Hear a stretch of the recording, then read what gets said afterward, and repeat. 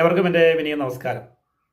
കിടന്നുറങ്ങാൻ സ്ഥലമില്ലാതെ, ഭക്ഷണത്തിന് മാർഗമില്ലാതെ, മരുന്ന് മേടിക്കുവാൻ മാർഗമില്ലാതെ, ഭിക്ഷാടനം ഉപജീവനമായി സ്വീകരിച്ചിട്ടുള്ള ഹതഭാഗ്യവരെ ചിലരെക്കുറിച്ചും അതോടൊപ്പം തന്നെ മാനസിക ഭ്രാന്തി മൂലം തെരുവോരങ്ങളിൽ ആരും സഹായമില്ലാതെ അലയേണ്ടി വരുന്നവരുമായ ആ ഹതഭാഗ്യവരുടെ ബുദ്ധിമുട്ട് ഗവൺമെൻറ്റിൻ്റെയും പൊതുസമൂഹത്തിൻ്റെ ശ്രദ്ധയിൽ കൊണ്ടുവരുന്നതിനാണ് ഞാൻ ഈ വീഡിയോയുമായി വരുന്നത്. പ്രിയപ്പെട്ടവരെ, അംഗവൈകല്യം സംഭവിക്കപ്പെട്ടും മാനസിക ഭ്രാന്തി മൂലവും ഭക്ഷണത്തിന് മാർഗമില്ലാതെയും മരുന്ന് മേടിക്കുവാൻ മാർഗമില്ലാതെയും ഭിക്ഷാടനം ഉപജീവനമായി സ്വീകരിക്കുന്ന ആളുകളെ നമുക്ക് ആരാധനകളുടെ സമീപത്തും പൊതുനിരത്തിലും കാണാൻ കഴിയും. രാത്രികാലങ്ങളിൽ കിടന്നുറങ്ങാൻ സ്ഥലമില്ലാതെ ബസ് സ്റ്റാൻഡിലും കടത്തിണ്ണകളിലും ഒരു തുണി പുതച്ച് കിടക്കുന്ന ആളുകളെയും നമുക്ക് കാണാൻ കഴിയും. ദൈവത്തിൻ്റെ സ്വന്തം നാടെന്നാണ് നമ്മൾ കേരളത്തെ വിശേഷിപ്പിക്കുന്നത്.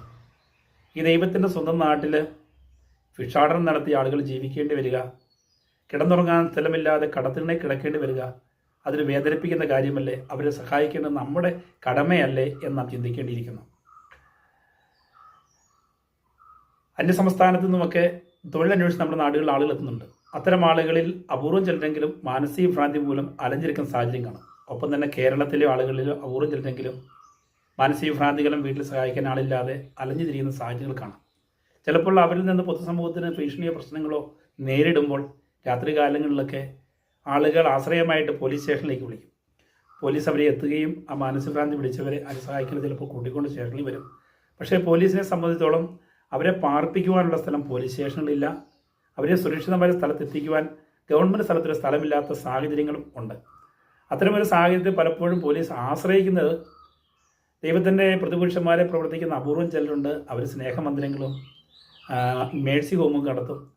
പലപ്പോഴും അവരുടെ സഹായത്തിലൊക്കെയാണ് ഒരു രാത്രി 2 രാത്രി അവിടെ പാർപ്പിക്കുവാൻ കഴിയുന്നത്. അവരുടെ പൂർണ്ണമായ വിലാസങ്ങളൊന്നും ലഭ്യമില്ലാതെ വരുമ്പോൾ പെട്ടെന്ന് പോലീസിൻ്റെ ബന്ധുക്കളെ കണ്ടെത്താൻ കഴിയാത്ത വല്ലാതെ ബുദ്ധിമുട്ട് അനുഭവിക്കേണ്ട ഒരു സാഹചര്യം സൃഷ്ടിക്കപ്പെടുന്നു.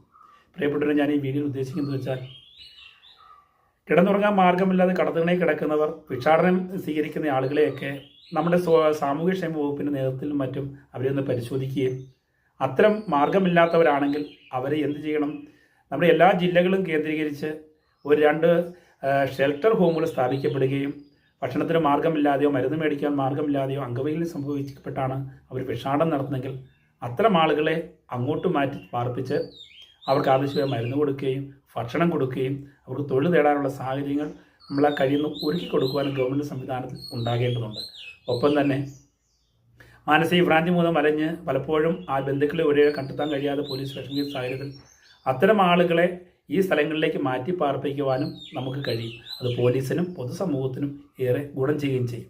ഇങ്ങനെ സ്ഥാപിക്കപ്പെടുന്ന സ്ഥലങ്ങളിൽ ഗവൺമെൻറ് നേതൃത്വത്തിൽ സ്ഥാപിക്കപ്പെടുന്ന സ്ഥലങ്ങളിൽ കെയർ ടേക്കർമാരെ, നേഴ്സുമാരെയും ഒപ്പം മാനസിക ഭ്രാന്തിയോ അല്ല മാനസിക ബുദ്ധിമുട്ട് കൗൺസിലിംഗ് കൊടുക്കാൻ കഴിവുള്ള ക്വാളിഫൈഡ് ആയ സൈക്കോളജിസ്റ്റുകളെ നിയമിക്കണം.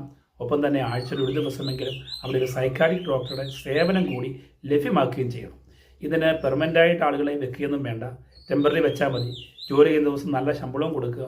അപ്പോൾ കൃത്യമായിട്ട് അവർ വേണ്ട പരിചരണം കൊടുക്കുന്ന ഒരു സാഹചര്യവും നമുക്ക് സൃഷ്ടിക്കപ്പെടാൻ കഴിയും. ഇത് ചെയ്യുന്നതിലൂടെ നമുക്ക് വേദന അനുഭവിക്കുന്നവർ, നമുക്ക് ഗവൺമെൻറ് ഒട്ടേറെ ചെലവുകൾ ഉണ്ട്, പല പദ്ധതികൾ നടപ്പാക്കുന്നുണ്ട്. ആ പദ്ധതിയുടെ കൂട്ടത്തിൽ ഇങ്ങനൊരു പദ്ധതിയോട് നടപ്പാക്കിയാൽ ഈ വേദന അനുഭവിക്കുന്ന വലിയ ഒരു ആശ്വാസവും കൂടിയായി തീരും. ഒപ്പം തന്നെ മനസ്സിലാക്കേണ്ട ഒരു തെരഞ്ഞെടുപ്പിനെ നമ്മൾ നേരിടുകയാണ്. ഈ തെരഞ്ഞെടുപ്പിലേക്ക് നേരിടാൻ പോകുമ്പോൾ നമ്മുടെ രാഷ്ട്രീയ പാർട്ടികളൊക്കെ തെരഞ്ഞെടുപ്പ് പ്രകടന പത്രികയിൽ ആരും ശബ്ദമുയർത്തമില്ലാത്ത ഇവർക്ക് വേണ്ടി ഒരു ഷെൽട്ടർ ഹോം ഒരുക്കുമെന്നൊക്കെ പ്രകടനപ്പെടുത്തി വാഗ്ദാനം നൽകുവാനും അത് പാലിക്കുവാനും ഗവൺമെൻറ് കഴിയട്ടെ എന്ന് ഞാൻ ആഗ്രഹിക്കുകയാണ്. അതോടൊപ്പം തന്നെ നമ്മുടെ ദൈവത്തിന് സ്വന്തമായ കൊച്ചു കേരളത്തിൽ ഇത്തരം സ്ഥാപനങ്ങൾ സ്ഥാപിക്കുകയും ഒരു ഭിക്ഷാടനം പോലും നമ്മുടെ നാട്ടിൽ നടക്കാത്ത അവസ്ഥ ഉണ്ടാകുകയും റോഡിലൂടെ അലഞ്ഞു തിരിഞ്ഞ് മനസ്സിലൊന്നും നടക്കാത്തൊരു സാഹചര്യം ഉണ്ടാക്കപ്പെടുകയാണെങ്കിൽ അത് നമ്മുടെ ഇന്ത്യയിലെ മറ്റ് സ്റ്റേറ്റുകളിലേക്കും അത് വ്യാപിക്കപ്പെടും. അത് നമ്മുടെ രാജ്യത്തിന് വലിയ അഭിമാനമായി മാറും. ഇവിടെ ഒരു ദൈവത്തിൻ്റെ സ്വന്തം രാജ്യമാക്കി മാറ്റുവാൻ നമുക്ക് കഴിയും. അപ്പോൾ മനുഷ്യരായ നമ്മുടെ കടമയാണ് അവസ്ഥ അനുഭവിക്കുന്നവരെ, ഭക്ഷണത്തിന് മാർഗമില്ലാത്തവരെ, കിടപ്പാടമില്ലാത്തവരെ സുരക്ഷിതമായ സ്ഥലത്തേക്ക് മാറ്റി പാർപ്പിക്കണം നമ്മുടെ കടമയാണെന്ന് ഏവരും തിരിച്ചറിയണം. എൻ്റെ ഈ വീഡിയോ നല്ലതാണെന്ന് തോന്നുന്നവർക്ക്, ശരിയാണെന്ന് തോന്നുന്നവർക്ക് ലൈക്കും കമൻറ്റും ചെയ്യാം. പരമാവധി ആളുകളിൽ എത്തിക്കാം. ഏവർക്കും എൻ്റെ നന്ദി, നമസ്കാരം. ജയ് ഭാരത്.